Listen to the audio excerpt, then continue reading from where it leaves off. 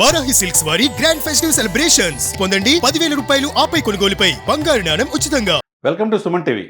ముందుగా 10 కోట్ల మంది సుమన్ టీవీ వీక్షకులకి సంక్రాంతి శుభాకాంక్షలు.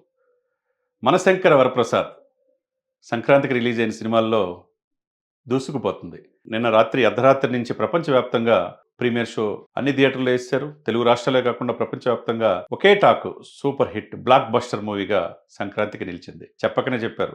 అపజయం అనేది ఎరుగని అనిల్ రావిపూడి ఈ సినిమా కూడా డెఫినెట్ గా హిట్ అవుతుందని చెప్పారు. అదేవిధంగా చిరంజీవి గారిలో ఇంతకు ముందు నటన కంటే 100 రెట్లు నటన చూస్తారు అని చెప్పి అన్నారు. డెఫినెట్ గా ఆయన న్యూ లుక్ అదర్స్, ఆయన డ్రెస్ సెన్స్, ఆయన ఆహభావాలు, ఆయన డ్యాన్సులు, ఆయన ఫైట్స్ ఒకటేమిటి చెప్పుకుంటా పోతే చాలా బాగా, అంటే చాలా రోజులకి సకుటుంబ సపరివార సమేతంగా మనశంకర వరప్రసాద్ చూడవచ్చు. ఫ్యామిలీ అంతా వెళ్ళి 1కి 2 సార్లు చూడొచ్చు అనే ఆ ఇదనేది ఆ సినిమాలో కలగజేశారు. దర్శకుడు ప్రతిభ, నటుల యొక్క అద్వితీయమైన నటన, ఒకవైపు చిరంజీవి గారు, ఇంకోవైపు వెంకటేష్ గారు నెక్స్ట్ లెవెల్ నటన. ఫస్ట్ హాఫ్ అంతా సాదాసీదాగా చక్కగా కుటుంబ విలువలు, భార్యాభర్తల మధ్య చిన్న గ్యాప్, ఆ గ్యాప్ వస్తే ఏమవుతుంది, బిడ్డల యొక్క దూరం అవటానికి కారణం ఏంటి, ఎందుకు ఈ కుటుంబ విలువలు సన్నగిలిపోతున్నాయి, చిన్న చిన్న వాటికి గొడవలు పడి విడాకుల దాకా ఎందుకు వెళ్తున్నారు అనేది ఈ సీరియల్ ప్రభావం కావచ్చు, సినిమాల ప్రభావం కావచ్చు, ఈ వెస్టర్నైజేషన్ ప్రభావం కావచ్చు, అవన్నీ ఏమీ లేకుండా కుటుంబ విలువల గురించి చాలా అద్భుతంగా చెప్పారు. సరే, ఈ సినిమాకి అవుట్ ఆఫ్ 10కి ఎన్ని ఇవ్వచ్చు అని చెప్పేసి ఒకసారి యాజ్ అ విశ్లేషకుడిగా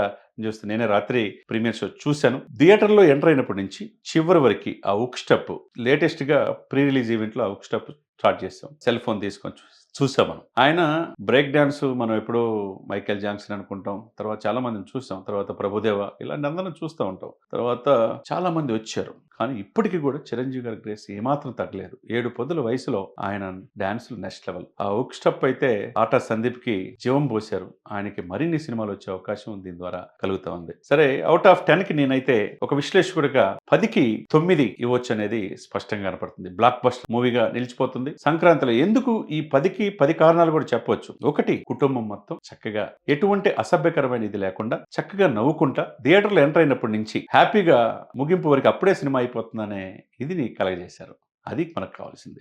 ఎందుకంటే రోజు రోజు ఈ హత్యలు, అత్యాచారాలు, నరుక్కోటాలు ఇవన్నీ కాకుండా కుటుంబం ముఖ్యం. మన భారత హిందూ ధర్మశాస్త్రం ఏం చెప్తుంది, కుటుంబ విలువలు ఏం చెప్తున్నాయి, భార్యాభర్తల సంబంధాలు ఏంటనేది చాలా చక్కగా ఒదిగిపోయారని చెప్పొచ్చు. అదేవిధంగా చిరంజీవి గారి నటన నెక్స్ట్ లెవెల్. ఆయన 7 పదుల వయసులో ఆయన ఆహాభావాలు, నయనతారతో ఆయన రొమాన్స్ ఇది, తర్వాత భార్యాభర్తల మధ్య గొడవలు జరిగినప్పుడు మామతో ఆయన వ్యవహరించే తీరు కావచ్చు, ఇవన్నీ నెక్స్ట్ లెవెల్.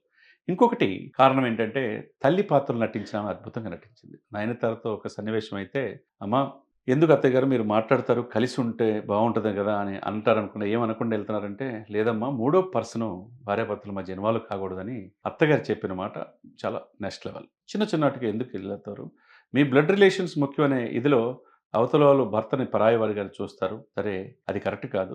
ఇంకొకటి, మీకు పుట్టిన బిడ్డల్ని వాళ్ళకి ఆ ప్రేమను దూరం చేయొద్దు, ఎందుకు అలా చేయటం కరెక్ట్ కాదు, మీ మధ్య ఎవరు మీడియేటర్ ఉండకూడదు అనేది. అదే థర్డ్ పర్సన్ ఎంటర్ అయినప్పుడే ఈ కుటుంబాల మధ్య చిచ్చు విడాకుల దాకా వెళ్తా ఉంది. దేశంలో ఎక్కువగా విడాకుల కేసులు రోజు రోజుకు పెరుగుతున్నాయి. అది సెంటిమెంట్ని పండించారు.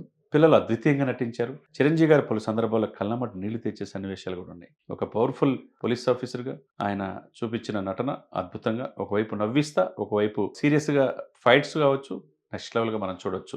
నేటి తరం హీరోలు ఆయన చూస్తే రౌడీ అల్లుడు సినిమా గుర్తొచ్చింది, అత్తకెముడు అమ్మాయికి మొగుడు గుర్తొచ్చింది, జగదేక వీరుడు అతిలోక సుందరి గుర్తొచ్చింది. ఆనాటి స్టెప్పులు ఎట్లా వేసాడు, అంతగా మించి అన్నట్టుగా వయసు పెరిగే కొంది చిరంజీవి గారికి మళ్ళీ చిన్నపిల్లోళ్ళలాగా ఆయన 30-40 ఇయర్స్లో ఎట్లయితే డ్యాన్స్ చేస్తారో అట్లా చేస్తున్నారు. అది ఫస్ట్ హాఫ్.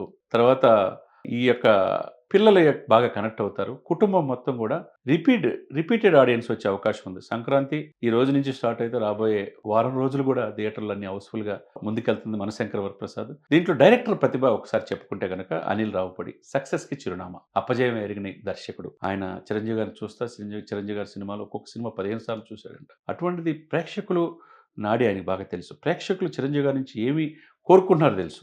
మనం గతంలో వాల్తేరు వీరయ్య చూసి బాబీని నెక్స్ట్ లెవెల్ చూపించారు. అంతకు మించి అన్నట్టుగా మనశంకర వరప్రసాద్లో Anil Ravipudi hat trick, double hat trick అయిపోయిన తర్వాత త్రిబుల్ హ్యాట్రిక్కి ముందుగా మనశంకర వరప్రసాద్తోనే నూతన సంవత్సరం శ్రీకారం చుట్టాడని మనం చెప్పుకోవచ్చు. ఇంకొకటి, ఎక్కడ కూడా ఎవరు విమర్శించడానికి క్రిటిక్స్‌కి కూడా అవకాశం లేకుండా చేశారు. ఎటువంటి సినిమా తీస్తున్నాం? ఎటువంటి మెసేజ్ సమాజానికి ఇస్తున్నాం? మనం ఎటువంటి ఇదిలో మనం వెళ్ళాలి? రికార్డుల కోసం కాదు. 100,00,00,000, 1,000,00,00,000, 1,000,00,00,000, 1,500,00,00,000, 500,00,00,000 అని చెప్పి చాలామంది దానికి తగ్గట్టు రావాలని టికెట్ల రేట్లు పెంచుకోవడం ఇవన్నీ చూస్తున్నాం. సినిమా 150,00,00,000కే తీశారు. సఫిషియెంట్ 4, 5 నెలల్లోనే పూర్తి చేశారు. అనుకున్న టైం కంటే పూర్తి చేశారు. ఇయన్నీ కూడా మరి ఖర్చు తగ్గితే నిర్మాత బావుంటది. అందరూ బావుంటది. 24 క్రౌడ్స్ బావుంటాయి. మరి వేల కోట్లు, వందల కోట్లు పెట్టి సినిమా నెగెటివ్ టాక్ వస్తే అక్కడికక్కడ ఆగిపోయే పరిస్థితి ఉంది. కానీ ఈ సినిమా చూస్తే 4, 5 రోజుల్లోనే ఈ సినిమా ఏదైతే 150,00,00,000 ఖర్చు పెట్టారో 300 క్రోర్స్‌కెళ్ళే అవకాశం ఉంది. ఆ తర్వాత ఇంక వచ్చేయన్నీ కూడా లాభాలే. కాబట్టి ఏదైనా గానీ కుటుంబ విలువలు నెక్స్ట్ లెవెల్ తెలియజేశారు. సెకండ్ హాఫ్‌లో విక్టరీ వెంకటేష్ గారు ఎంటర్ అయిన తర్వాత అసలు మామూలుగా ఉంది వాళ్ళిద్దరి మధ్య. ఒకవైపు చిరంజీవి గారి యాక్షన్ కావచ్చు, ఇటువైపు వెంకటేష్ యాక్షన్ కావచ్చు నెక్స్ట్ లెవెల్.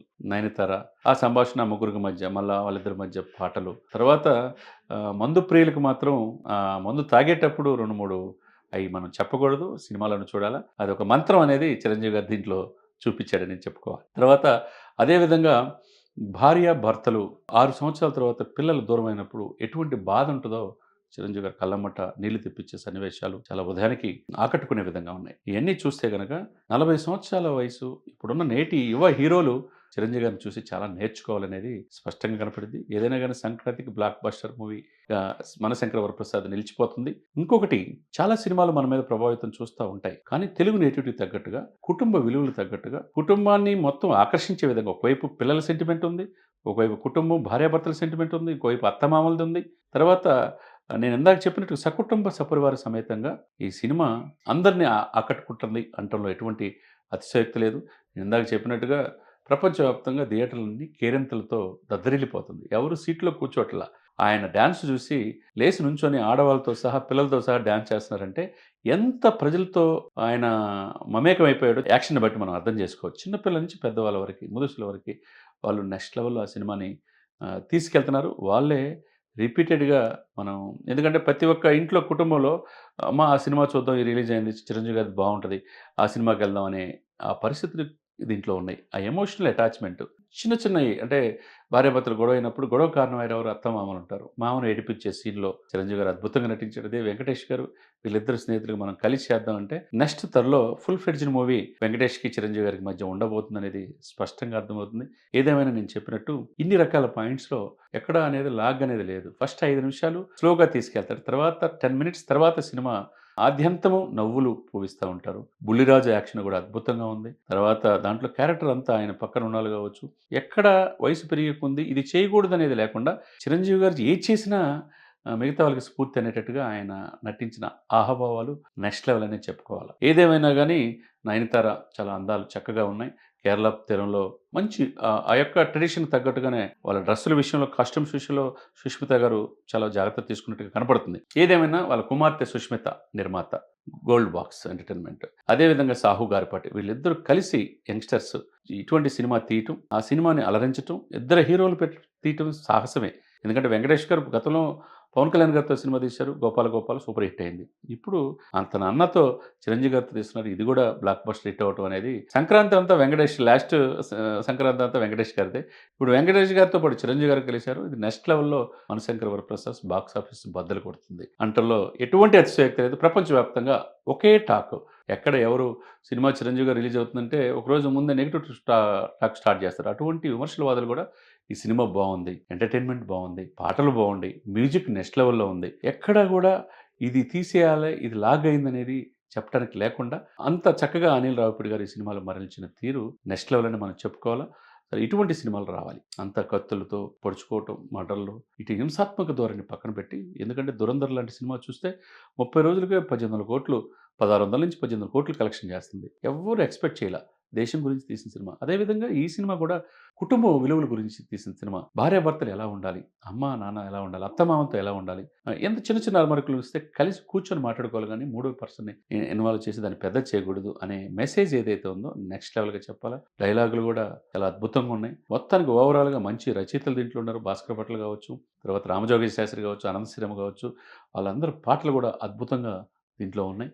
చాలా సంతోషకరమైన ఇదేంటంటే సంక్రాంతికి ముందే మనశంకర వరప్రసాద్ అందరి ఇళ్లలో తీసుకొచ్చాడనేది అందరి నోట వినపడుతున్న మాట.